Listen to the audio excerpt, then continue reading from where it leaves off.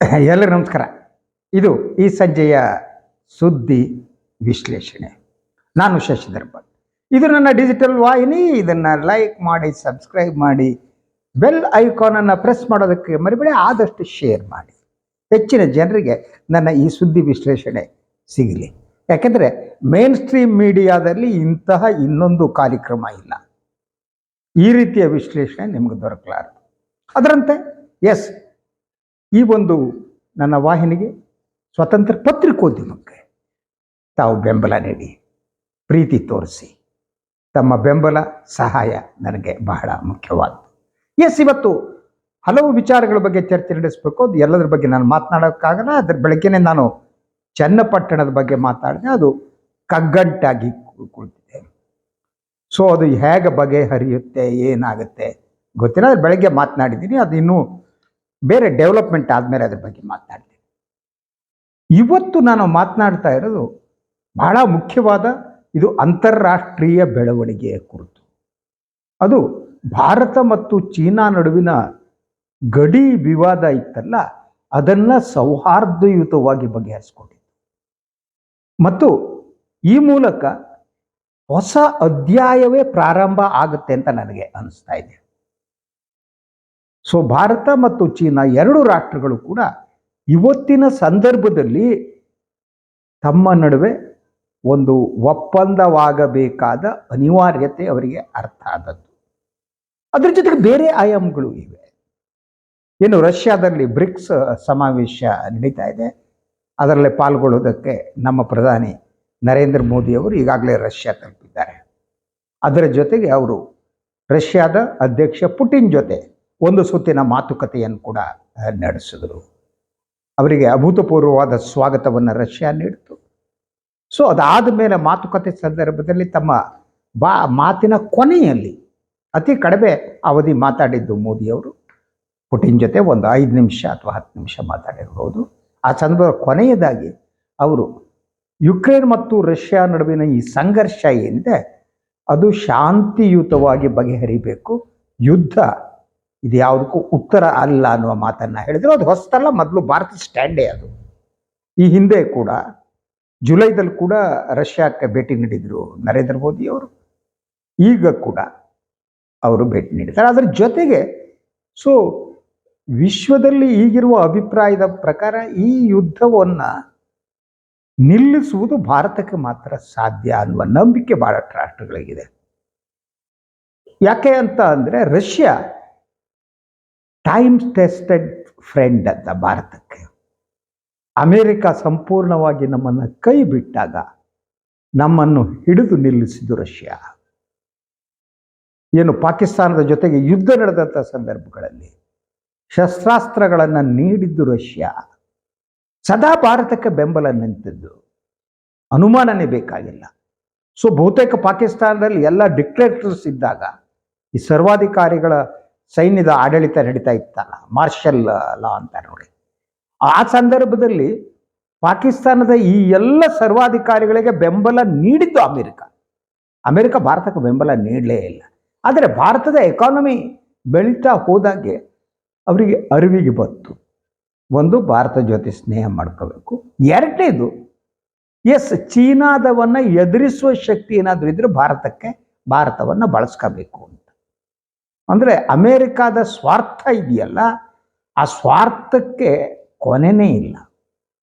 ಸ್ನೇಹಿತರಾಗುವುದಕ್ಕೂ America ಅಯೋಗ್ಯ.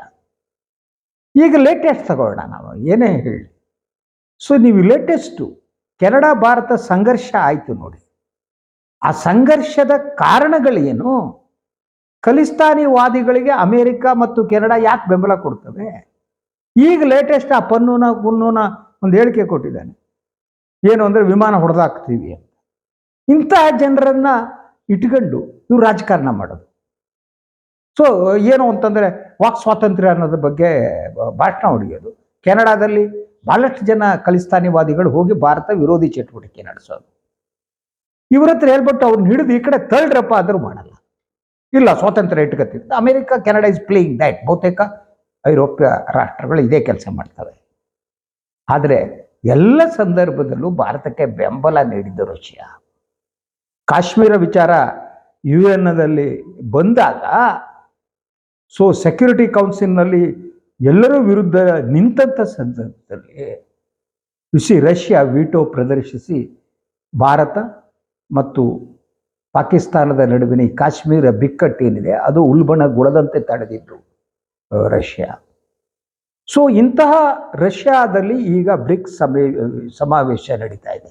ಈ ಸಂದರ್ಭದಲ್ಲಿ ರಷ್ಯಾದ ಮಧ್ಯಸ್ಥಿಕೆಯಲ್ಲಿ ಭಾರತ ಮತ್ತು ಚೀನಾ ನಡುವೆ ಮಾತುಕತೆ ನಡೀಬಹುದು. ಈಗಾಗಲೇ ಮಾತಾಡಿರ್ಬೇಕು ಅಂತ ಅನ್ಸುತ್ತೆ. ಚೀನಾದ ಅಧ್ಯಕ್ಷರೇನಿದ್ದಾರೆ, ಚೀನಾದ ಅಧ್ಯಕ್ಷರು ಮಾತುಕತೆಗೆ ಬೇಕಾದ ಒಂದು ವೇದಿಕೆಯನ್ನು ಸೃಷ್ಟಿಸುವುದಕ್ಕಾಗಿ ಅವರು ಈ ಗಡಿ ತಂಟೆಯನ್ನು ಸೌಹಾರ್ದಯುತವಾಗಿ ಬಗೆಹರಿಸುವ ಯತ್ನ ಮಾಡಿರ್ಬೇಕು. ಸೊ ಚೀನಾ ಕನಿಸ್ತಾ ಇದೆ, ಎಸ್ ಈಗ ಈ ಒಂದು ಬ್ರಿಕ್ಸ್ ಏನಿದೆ ಈ ಸಂಘಟನೆ ಬಲಪಡಿಸ್ಬೇಕು. ನ್ಯಾಟೋ ಏನಿದೆ ಐರೋಪ್ಯ ರಾಷ್ಟ್ರಗಳ ಒಂದು ಒಕ್ಕೂಟ ಇದೆ, ಅದು ಮಿಲಿಟರಿ ಒಕ್ಕೂಟ. ಇದು ಮಿಲಿಟರಿ ಅಲ್ಲ, ಆರ್ಥಿಕತೆ ಬ್ರಿಕ್ಸ್ನವರೇ ಅಟ್ಲೀಸ್ಟ್ ಬ್ಯಾಂಕ್ಗಳನ್ನು ಕೂಡ ಬ್ರಿಕ್ಸ್ ರಾಷ್ಟ್ರಗಳದ್ದು ಮಾಡಿದ್ದು, ಲೋಕಲ್ ಕರೆನ್ಸಿ ಏನಿದೆ ಅದನ್ನು ಬಳವಳಿಕೆ, ಈಗ ಭಾಳಷ್ಟು ಡೆವಲಪ್ಮೆಂಟ್ಗಳಾಗಿದೆ. ಬ್ರಿಕ್ಸನ್ನು ಬಲಪಡಿಸ್ಬೇಕು ಅಂತ ಆ ಕಾರಣಕ್ಕೆ ಹಲವಾರು ರಾಷ್ಟ್ರಗಳು ಬ್ರಿಕ್ಸ್ ಜಾಯಿನ್ ಆಗೋದಕ್ಕೆ ಮುಂದೆ ಬಂದಿವೆ. ಇಂಥ ಸ್ಥಿತಿಯಲ್ಲಿ ಚೀನಾ ಅರಿತುಕೊಂಡದ್ದು ಭಾರತದ ಅನಿವಾರ್ಯತೆ. ಈ ಭಾರತದ ಅನಿವಾರ್ಯತೆಯನ್ನು ಚೀನಾಗೆ ತಿಳಿಸುವುದರಲ್ಲಿ ರಷ್ಯಾದ ಪಾತ್ರ ಕೂಡ ಇದೆ. ರಷ್ಯಾ ಇದೊಂಥರ ಬ್ರಿಡ್ಜ್ ರೀತಿ ಭಾರತ ಮತ್ತು ಚೀನಾದ ನಡುವಿನ ಏನು ಭಿನ್ನಾಭಿಪ್ರಾಯಗಳಿವೆ ಅದನ್ನ ಸರಿಪಡಿಸುವಂತಹದ್ದು. ಆ ಒಂದು ಮಧ್ಯಸ್ಥಿಕೆ ಕೆಲಸವನ್ನು ಕೂಡ ಮಾಡ್ತಾ ಇದೆ. ಅದರ ಜೊತೆಗೆ ಈ ಐರೋಪ್ಯ ರಾಷ್ಟ್ರಗಳ ಡಬಲ್ ಸ್ಟ್ಯಾಂಡರ್ಡ್ ನೀವು ನೋಡಬೇಕು. ಹೋಗ್ಬಿಟ್ಟು ರಷ್ಯಾಕ್ಕೆ ಅವರು ದಿಗ್ಬಂಧನ ವಿಧಿಸೋದು, ಆರ್ಥಿಕ ಇದನ್ನೆಲ್ಲ ಮಾಡೋದು. ಆದರೆ ಅವರಿಗೆ ಬೇಕಾದ ತೈಲ ಏನಿದೆ, ಪೆಟ್ರೋಲಿಯಂ ಉತ್ಪನ್ನಗಳು, ಅದು ಭಾರತ ಖರೀದಿ ಮಾಡಿ ಯುರೋಪಕ್ಕೆ ಕೊಡುತ್ತೆ. ಅದನ್ನ ತಗೊಳಕ್ಕೆ ಬೇಜಾರಿಲ್ಲ. What type of double game ಅಂತ. ಈ ಅಮೇರಿಕಾದ ಡಬಲ್ ಗೇಮ್ ಒಂದೆರಡಲ್ಲ. ಶಸ್ತ್ರಾಸ್ತ್ರಗಳನ್ನು ಇಸ್ರೇಲಿಗೆ ಕೊಟ್ಟು ಗಾಜಾದಲ್ಲಿ ಮಾರಣ ಹೋಮ ನಡೆಸುವುದು. ಇದುವರೆಗೆ 41,000 ಪ್ಯಾಲೆಸ್ಟೈನಿಯನ್ನರು ಸತ್ತಿದ್ದಾರೆ. 41,000 ಸಣ್ಣ ಸಣ್ಣ ಮಕ್ಕಳು ಹಸುನಿಗಿದ್ದಾರೆ. ದಾಳಿ ಮಾಡಲಾಗಿದೆ. ಗಾಜಾದಲ್ಲಿರುವ ಆಸ್ಪತ್ರೆಗಳ ಮೇಲೆ ದಾಳಿ ಮಾಡಲಾಗಿದೆ. ಅಮೇರಿಕ ಅಲ್ಲಿ ಶಸ್ತ್ರಾಸ್ತ್ರ ಕೊಟ್ಟು ಮೇಲ್ಗಡೆ ಶಾಂತಿಯಿಂದ ಇರಿ ಅಂತ. ಈ ಯುದ್ಧಕ್ಕೆ ಪ್ರೋತ್ಸಾಹ ನೀಡ್ತಾ ಇರೋದೇನೆ ಇಸ್ರೇಲಿಗೆ ಬೆನ್ನೆಲುಬೆ ಈ ಅಮೇರಿಕ. ಮಾತನಾಡೋದು ನೋಡಿದ್ರೆ ದೊಡ್ಡ ದೊಡ್ಡ ದೊಡ್ಡ ಮಾತುಗಳು. What type of non sense it is. ಈಗ ಇಲ್ಲಿ ರಷ್ಯಾ ಮತ್ತು ಯುಕ್ರೇನ್ ನಡುವಿನ ಯುದ್ಧ, ಯುಕ್ರೇನನ್ನು ಎತ್ತಿ ಕಟ್ಟಿ ಇನ್ನೊಂದಿಷ್ಟು ಟ್ರಬಲ್ ಮಾಡ್ತಾ ಇರೋದು ಅಮೇರಿಕ. ಅಮೇರಿಕಕ್ಕೆ ಅವರ ಶಸ್ತ್ರಾಸ್ತ್ರಗಳನ್ನು ಮಾರುವುದಕ್ಕೆ ಒಂದು ಮಾರುಕಟ್ಟೆ ಬೇಕಂತ. ಆ ಮಾರುಕಟ್ಟೆಯನ್ನು ಅಮೇರಿಕ ಸೃಷ್ಟಿಸಿಕೊಳ್ಳುತ್ತೆ ಮತ್ತು ಶಸ್ತ್ರಾಸ್ತ್ರಗಳನ್ನು ಕೊಟ್ಟು ಮನುಷ್ಯರ ಮಾರಣ ಹೋಮ ಮಾಡೋದು ಮೇಲ್ಗಡೆ ಶಾಂತಿ ಬೋಧನೆ, ಶಾಂತಿಯಿಂದ ಇರಿ ಅಂತ. What type of politics it is.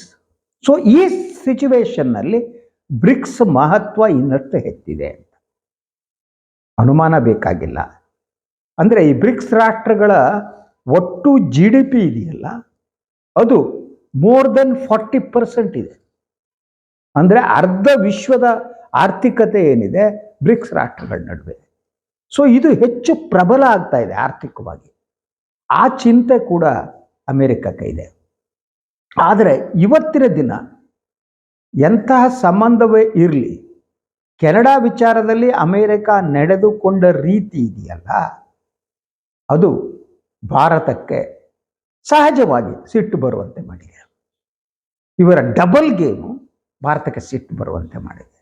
ಆ ದೃಷ್ಟಿಯಿಂದ ಬ್ರಿಕ್ಸ್ ಈ ಒಂದು ಸಮಿಟ್ ಏನಿದೆ, ಶೃಂಗಸಭೆ ಏನಿದೆ, ಅದು ಹೆಚ್ಚಿನ ಮಹತ್ವವನ್ನು ಕಾಪಾಡಿಕೊಂಡಿದೆ. So Russia, China, India, you see BRIC ರಾಷ್ಟ್ರಗಳು ದೇ ಆರ್ ಮೋಸ್ಟ್ ಪವರ್ಫುಲ್. ನಾವು it is becoming a very powerful organisation, ಅನುಮಾನ ಬೇಕಾಗಿಲ್ಲ. ಸೊ ಈ ದೃಷ್ಟಿಯಿಂದ ನರೇಂದ್ರ ಮೋದಿಯವರು ನಾಳೆ ಕೂಡ ರಷ್ಯಾದಲ್ಲಿ ಇರ್ತಾರೆ. ಬ್ರಿಕ್ಸ್ ಸಮಾವೇಶ ನಡೆಯುತ್ತೆ, ಉದ್ದೇಶಿಸಿ ಅದು ಬಹಳ ಮಹತ್ವದ್ದು. ಅದರ ಜೊತೆಗೆ ಒಂದು ರೀತಿಯಲ್ಲಿ ಅಮೇರಿಕ ಮತ್ತು ಐರೋಪ್ಯ ರಾಷ್ಟ್ರಗಳಿಗೆ ಇದು ಕೊಡುವ ಎಚ್ಚರಿಕೆ ಕೂಡ ಆಗಿದೆ. ಭಾರತದ ವಿದೇಶಾಂಗ ನೀತಿ ಭಾಳ ಮೊದಲಿಂದ ಬಂದಿದ್ದು. ಯಾರ ಪ್ರಧಾನಿ ಬದಲಾಗಲಿ ಇನ್ನೊಂದಾಗಲಿ ನಥಿಂಗ್ ವಿಲ್ ಹ್ಯಾಪನ್. ಅದಕ್ಕೆ ಆ ಒಂದು ನೆಲಗಟ್ಟು, ಆ ಒಂದು ಅಡಿಪಾಯ ಇದೆ. ನಮ್ಮ ಏನು ವಿದೇಶಾಂಗ ಇಲಾಖೆ ಏನಿದೆ, ನಮ್ಮ ಡಿಪ್ಲೊಮ್ಯಾಟ್ಸ್ಗಳೇನಿದ್ದಾರೆ, they are very good, they are handling very much. ಆ ದೃಷ್ಟಿಯಿಂದ ನೀವು ಕೆಲವೊಮ್ಮೆ ಸ್ವಲ್ಪ ಓವರ್ ಅನಿಸಿದ್ರು ಕೂಡ ಜೈಶಂಕರ್ ಕೂಡ as is a top rated diplomat. So ಈ ದೃಷ್ಟಿಯಿಂದ ನಾಳೆ ಏನು ಬ್ರಿಕ್ಸ್ ಸಮಾವೇಶ ನಡೆಯುತ್ತೆ, ಅದು ಭಾಳ ಮಹತ್ವದ್ದಾದ್ದು. ಅದರ ಜೊತೆಗೆ ಮೋಸ್ಟ್ ಪ್ರಾಬಬ್ಲಿ ನನಗೆ ಅನಿಸುವ ಹಾಗೆ ನರೇಂದ್ರ ಮೋದಿ ಮತ್ತು ಚೀನಾ ಅಧ್ಯಕ್ಷ ಇಬ್ಬರು ಭೇಟಿ ನಡೀಬಹುದು ಅಂತ ಅನಿಸುತ್ತೆ. ಅದಕ್ಕೆ ಬೇಕಾದ ಒಂದು ವಾತಾವರಣವನ್ನು ಸೃಷ್ಟಿಸಲಾಗಿದೆ. ಆ ಭೇಟಿ ನಡೆದರೆ ಭಾರತ ಮತ್ತು ಚೀನಾ ನಡುವಿನ ಸಂಬಂಧ ಇನ್ನೊಂದು ಹಂತಕ್ಕೆ ಹೋಗುತ್ತೆ. ಇದೆಲ್ಲ ಬಾಗಿಲು ಮುಚ್ಚಿಬಿಟ್ಟಿತ್ತು ಬಿಕಾಸ್ ಆಫ್ ಇದು ನಮ್ಮ ಗಡಿದಂಟೆ ಡಿಸ್ಪ್ಯೂಟ್ ಏನಿದೆ ಅದರಿಂದ ಆಗ್ತು. ಸೊ ಆ ಡಿಸ್ಪ್ಯೂಟ್ ಬಗೆಹರಿದಿರುವುದರಿಂದ ಮತ್ತು ಭಾರತ ಮತ್ತು ಚೀನಾ ಸೈನಿಕರು ಏನಿದ್ದಾರೆ ಅವರ ಒರಿಜಿನಲ್ ಸ್ಥಾನಕ್ಕೆ ಹೋಗ್ಬಿಟ್ಟು ಇದು ಮಾಡಿರೋದರಿಂದ ಬಫರ್ ಝೋನ್ ಕೂಡ ಹಾಗೇನೆ ಬಿಡಲಾಗಿದೆ. This a very good development I will tell you. ಇದು ಭಾರತ ಚೀನಾ ನಡುವಿನ ಸಂಬಂಧವನ್ನು ಇನ್ನೊಂದು ಹಂತಕ್ಕೆ ಒಯ್ಯುತ್ತೆ. ಅದರ ಜೊತೆಗೆ ನಾವು ಮೋರ್ ದೆನ್ 100 ಬಿಲಿಯನ್ ವ್ಯಾಪಾರ ನಡೆಸ್ತಾ ಇದ್ದೀವಿ.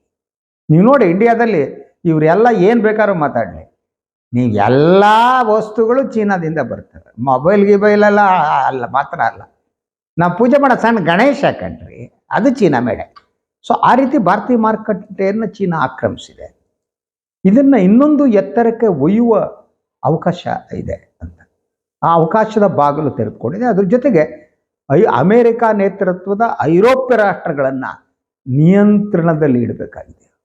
They are two dangerous, they are playing the very dangerous game.